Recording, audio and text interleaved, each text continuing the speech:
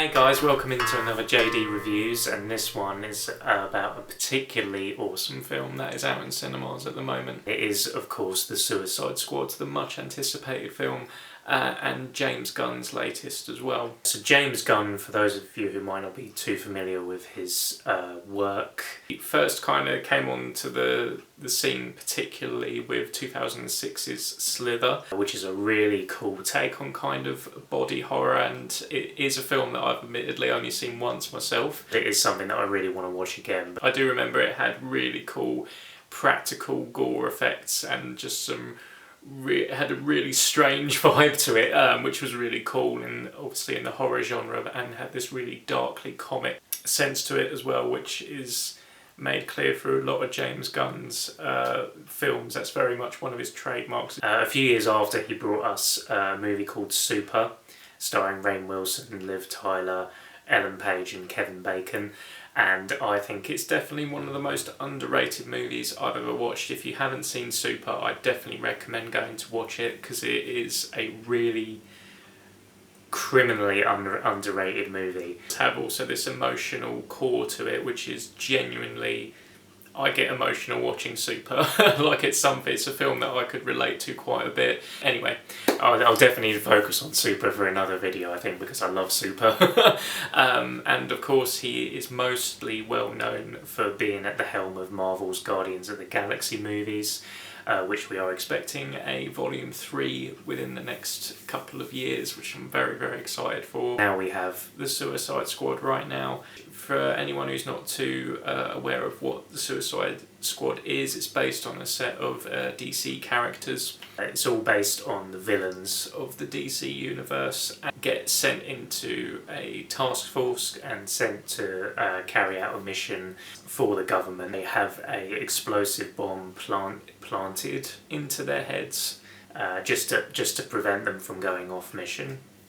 And at the head of these, generally in the comic books and of course in the previous movie by David Ayer, this is Amanda Waller, as portrayed in these movies by Viola Davis. I suppose where to start off with, briefly look at David Ayer's movie back in 2017. I remember the teaser trailer coming out for that movie, and it looked amazing. Everything with the Joker in it as well, so it had, and of course the introduction of Harley Quinn, who's now iconically portrayed by Margot Robbie. It was just very exciting, and it had this real dark, gritty look to it. Then another trailer came out, and it looked like they were going for more of a humorous sort of vibe, more in line with kind of the Marvel movies of the time, which was cool, but it was definitely a drastic change from what the teaser trailer was showing. And then of course the movie came out, and I do remember coming out of the movie with my good friend, also called Jamie. We went to see the movie, and we did come out pretty disappointed. I know a lot of people think the movie is really dreadful. I don't think it's a bad movie at all, really, considering the hype and the talent that was going into it, and the characters' backstory and how much you have invested in those characters before going into the movie. It's a solid piece of kind of popcorn entertainment, but it didn't really have much substance below that, which I think a lot of fans were expecting. Of course, there's then a lot of pressure on the shoulders of everyone involved in the second Suicide Squad movie to come out in recent times, for it to be better and to be good. And I think on pretty much every level, all the crew, all the cast in this movie have done a phenomenal job of giving Suicide Squad the substance that it deserves, and giving the characters the love and attention that they deserve as well. James Gunn has specifically said in interviews that he specifically wanted to include second-rate villains. He wanted to ring more true, I guess, to the original source material, which is very much that it was putting a band of kind of misfit villains together, and villains that don't necessarily, in this particular world, aren't even fully respected as villains. So in particular in this one you get like the Polka Dot Man and Ratcatcher 2 and even King Shark. You know, all these characters are fantastic characters as we know and love. In terms of their reputation in this world, they are seen as kind of the lesser villains and the ones that aren't taken seriously. Massive cast, and there are particular characters that I really want to talk about. If I do miss any of them out, I do apologise, because everyone in this film is fantastic. They all do really give it their all, and I think everyone is in equal parts hilarious as well as brilliant performances that are really emotionally charged as well, in particular but sort of the core characters that are focused on. And it is very much an ensemble cast, so the characters are all given their time on the screen, and it's all really meshed and blended quite beautifully in the script and on screen as well. We have Idris Elba playing Bloodsport, who is fantastic in this movie. I think it might be my favourite performance of his so far. I do think he's really something special in this movie. Without giving anything away too much, in the earlier segments when you're sort of getting to know his character, he's portrays anger so brilliantly in those scenes, and then the more you warm up to him, he's genuinely very funny as well in the dialogue. And there were talks in pre-production if the role of Deadshot, but they purposefully went to and it was written for him to play the role of Bloodsport instead, just to leave the role of Deadshot open for Will Smith to return in possibly any future instalments of Suicide Squad. I think the fact that he is a different character is a fantastic move. I think it's really good to be introduced to, again, a character that's much lesser known, particularly in the comic book world, and definitely in the cinematic universe. This is the first time we've seen Bloodsport up on the screen, and Idris Elba does a great job very early on as well, making him a fully three-dimensional character, as everyone does in the movie. His particular backstory involving Storm Reed playing his daughter Tyler, and he shares some great scenes with Ratcatcher too as well, add more to the warm feeling that comes with it. I found this movie to be extremely comforting, as well as having great action set pieces, great dark humour, just being all round full out entertaining, and I found it a real comforting movie as well, and Idris Elba is a massive part of that in his and what he brings to the backstory of his character. Of course, Margot Robbie returning as Harley Quinn, the iconic Harley Quinn, and the iconic Margot Robbie playing her as well. I think she is, you can see she's completely in love with the character, as a lot of DC comic book fans and movie fans are, and movie fans in general now. I went to see this for the second time last week, and before writing a proper review for this film, with my sister and my cousin Louis. And my sister Tia is a massive Harley Quinn fan, and it's great how much the character of Harley Quinn has become a massive part of pop culture nowadays as well, and I think deservedly so. She is a fantastic character, and Margot Robbie, you can see her character, how much she's developed from David Ayer's Suicide Squad through Birds of Prey. Even in David Ayer's version as well, you could see she stole the show with that movie. She made Harley Quinn the most fun part of that movie for sure. It's also important to note that Margot Robbie did in fact focus a lot on doing her own stunt work in the movie, which I think is really cool. In particular, there's one scene where she is handcuffed, and she has to get out of the handcuff in quite a comic way. And she performed the whole stunt by herself, which I didn't realise. It seemed very much like it was a stunt woman. The way it was filmed, it was kind of like, oh, okay, they're covering her face up with the dress, so they're showing it. It's just something that occurred to me in the moment. Upon reading upon this further, it turns out that it was actually Margot Robbie doing her own stunt, and James Gunn has said it's his only real regret during making this film was the fact that Margot's face was covered up with the dress during that stunt, because it was actually her doing it. So that's cool to know when you go in watching it as well, that she did do her own stunts. John Cena as the ironically named Peacemaker is fantastic as well, and he is definitely has some great lines in this as well. Daniela Melchior, I do apologise if I'm pronouncing that wrong, as Ratcatcher 2, Ratcatcher the Second. Ratcatcher 2.0 is phenomenal. People in general have been saying how she's the heart and soul of the movie. She is a massive part of that for sure. I think she is so good in this, and pathos, but a genuine warmth to the character as well, and you feel very warmly towards her throughout. She's amazing.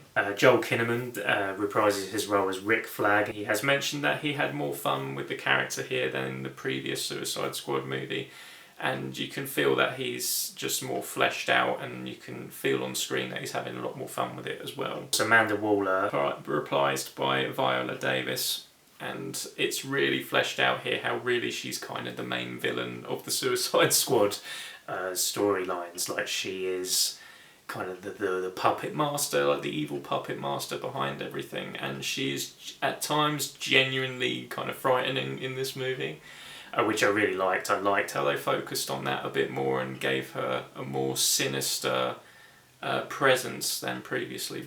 Peter Capaldi as the Thinker. Yes. It makes my brain good. Really remind me of Peter Capaldi back in the day, the thick of it, and that was definitely not to be sniffed at. That was a really good thing. Well, I know that you disapprove of swearing, so I'll sort that. You are a boring F*** cunt. Sean Gunn, James Gunn's regular collaborator and brother, he features primarily as Weasel, who is a great character just in itself. The way they just made Weasel this complete animal, absolutely like a humanoid looking animal. This animalistic verge to him, and comically so, that I loved, and I thought the motion capture used. He does also appear as another slightly lesser known character in the DC universe, which is a really cool nod to particularly to any fans of the Batman Arkham video game series or the comic books. It is quite a cool little nod to that, and a funny one at that as well. David DeSmallchin as Polka Dot Man is fantastic. Another huge highlight of the movie. The whole movie is highlights, but David DeSmallchin is fantastic. Came into the mainstream as an actor with his quite small role in The Dark Knight. Not in The Dark Knight for very long, but he left a massive impact in that movie just from the smaller amount of time he was on that screen. And it's great to see him in a bigger role here, and he really does own it completely, and it has been said in behind the scenes as well that he relates to the character of Polka Dot Man for various reasons as well, which is really worth a read and really fascinating, and you can see he plays it with a passion and has a big enthusiasm for the source material and the character. King Shark, brought to life brilliantly here and voice acted by none other than cinema legend Sylvester Stallone. Didn't realise that until I was watching the movie and that he was the voice of King Shark, and I thought this is fantastic casting.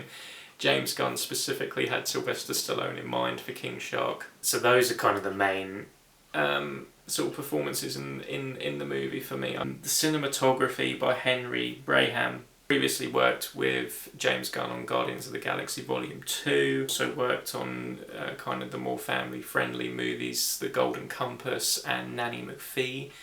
So he has this very kind of colourful palette to the majority of his works when you've seen them before. And interestingly, as a side note, he also was the director of photography for the comic strip presents movie Four Men in a Car, which is a sort of TV movie that I'd highly recommend. It's hilarious. There's so many frames that are just like a work of art and a painting in themselves, and this is, I think it's definitely worth seeking on the big screen before watching it in your home for sure. I think it's an absolutely beautiful film to see on the big screen. In particular, James Gunn has said his favourite shot of the movie is a particular kill that King Shark does in it, and you'll know it when you see it because it is an absolutely gorgeous shot of just this absolutely hilarious, gory craziness on screen, but it's beautifully and so artistically done that it just makes it an ultimate big screen watch. And in terms of other sort of visually amazing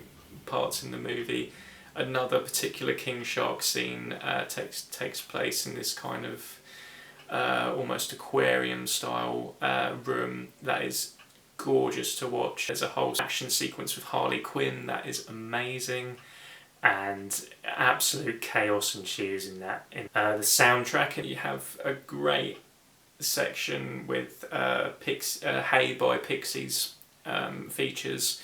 That camera shot, you'll know which one it is when you see it, is gorgeous, and that particular song choice is amazing. There's a particular scene in a club with Can't Sleep by K-Flay playing.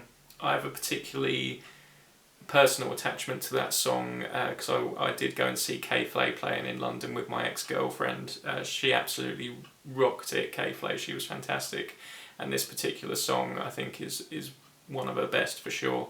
So it was really cool to see that on the big screen and something like the Suicide Squad, and to see that in the soundtrack.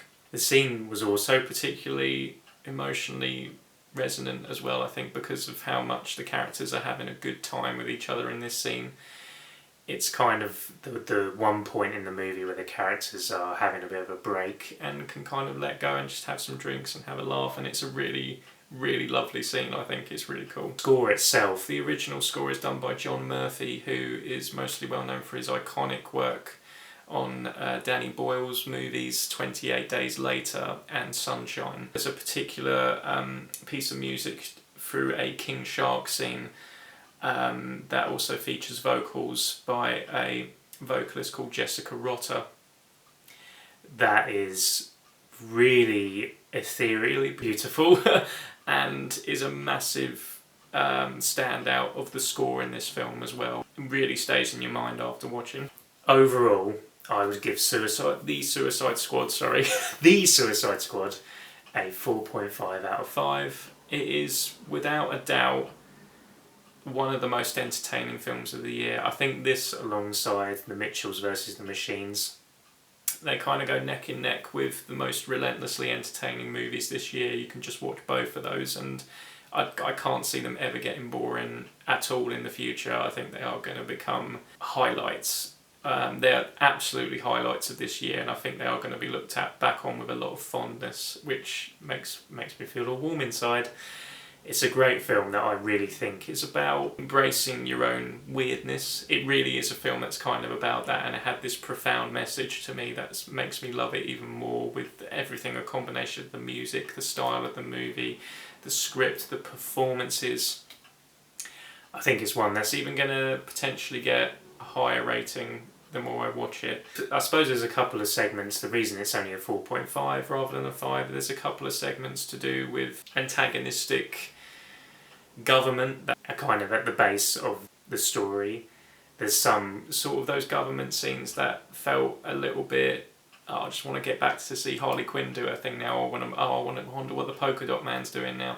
So I think there's a couple of breather moments in there that perhaps made it not quite an instant classic for me, but that's really nitpicky because those are very short scenes and they're there completely to obviously help you understand the antagonists of the movie more, and it's just also more of it shows how much the main characters in the Suicide Squad in the movie, how colourful and how great they are, because you do miss them whenever they're not on screen, which is for very little of the movie. They are on screen the majority of the time, thank goodness, and that's just quite a blessing, really.